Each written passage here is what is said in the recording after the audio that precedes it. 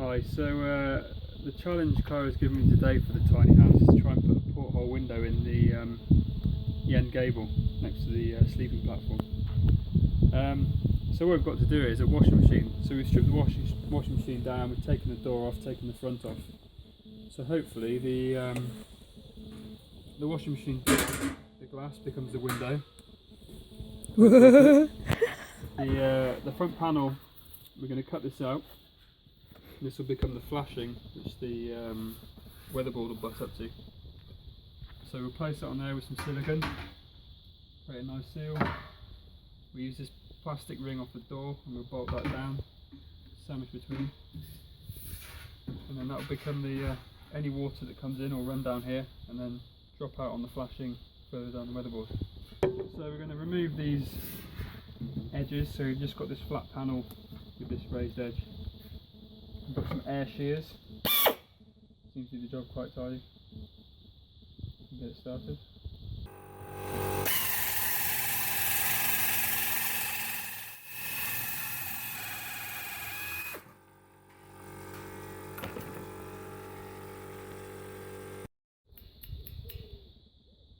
So after a bit of trimming, taking the corner edges off, got a ready-made flashing for the porthole.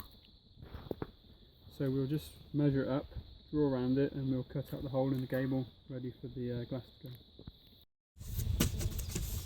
So what we did is we lined the flashing up where we wanted it to go, drew onto the insulation the correct hole size, just traced it on, and then we've traced through the insulation onto the finishing board where we'll drill through, and then we'll cut out the circle with the jigsaw.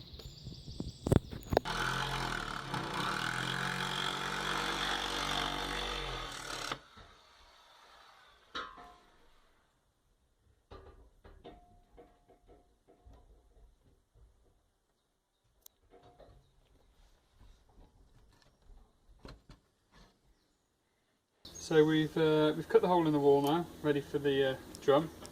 We've got a couple of little holes in this front panel which we're using as a flashing. So got a couple of offcuts from when we cut it square.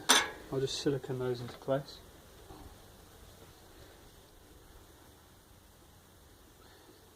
Just put a bead around the edge and stick it on.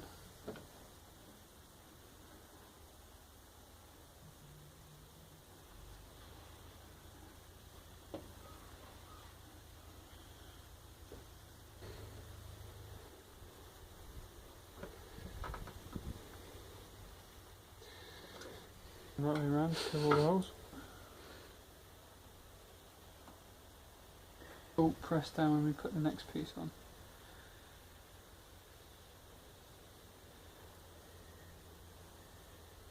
It probably would be easier just to cut out another piece of sheet. If you've got any remaining bits off the washing machine, but ours has already gone to the tip, so we're using what we've got left. Okay, that's that silicone in place. What I've done for the drum, instead of using the original seal, I've run a bead of window sealant. You get it in a roll, stick it down, and then just place the window in the right orientation.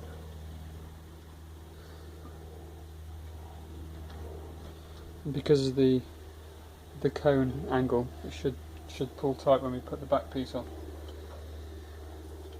Probably don't need it, but I'm going to run an extra bead of silicone around the outside.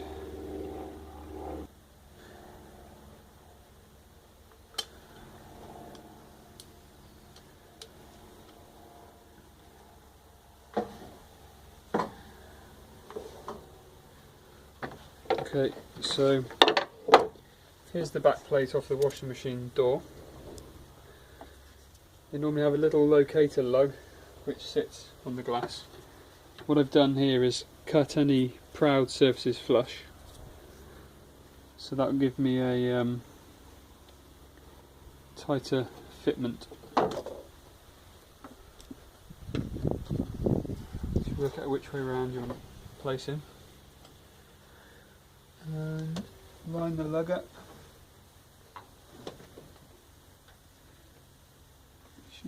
it down in there.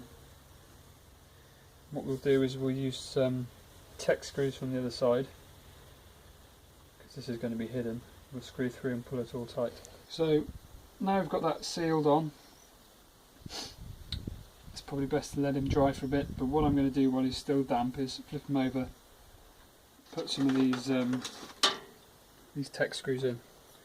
They're designed for metal to metal, but metal to plastic will be fine. They're self-tapping, still need to pre-drill. Flip this over and see how they go.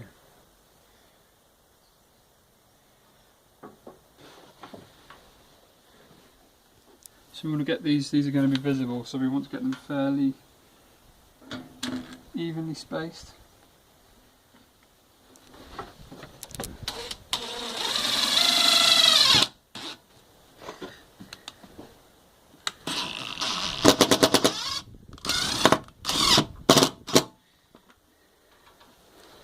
And that's pulled the back up nicely. They're sitting a little bit proud, but that's going to be covered anyway. So we'll decide our spacing on these.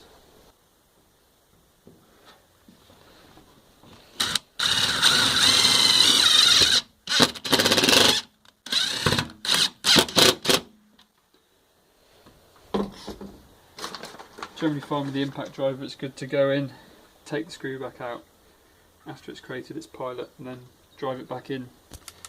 It seems to pull everything together better.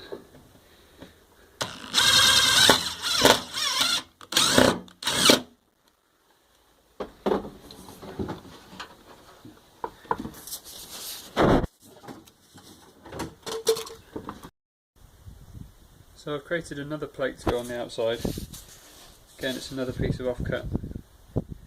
I've pre-drilled this one, so we've got a little hole to put it all together.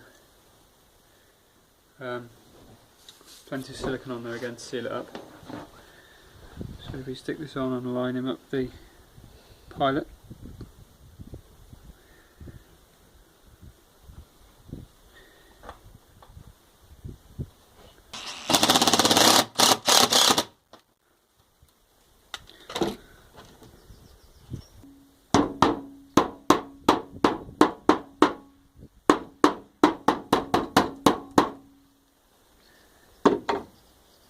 Okay, so it's ready to go up on the roof now, or the wall.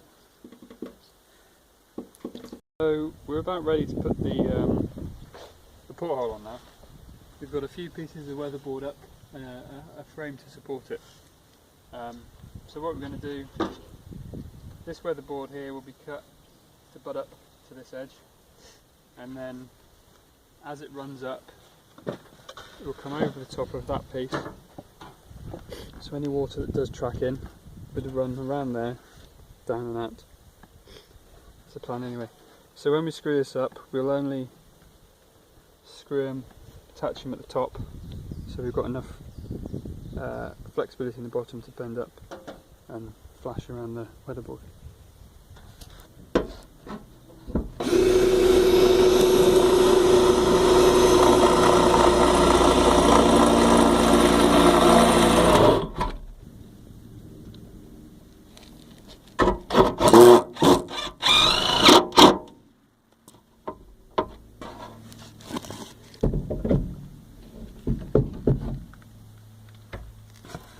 So what we've done here is we've put the weatherboard up, taken a little channel out of the weatherboard, and then fitted it up behind this flashing.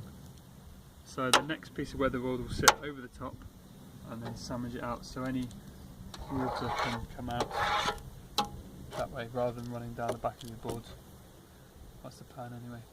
So we'll cut this next piece. We'll have to either scribe him in or estimate how he's going to fit around that edge. We'll see how it goes. Just cut this circle out. We had the other half of the washing machine as a template at the back of the door, so that fits nicely. So the flashing sits under, and this piece will be screwed tight so any rain can run out here. then we've got a couple more pieces to go. I'm gonna have to scribe those in. Top piece, job's done.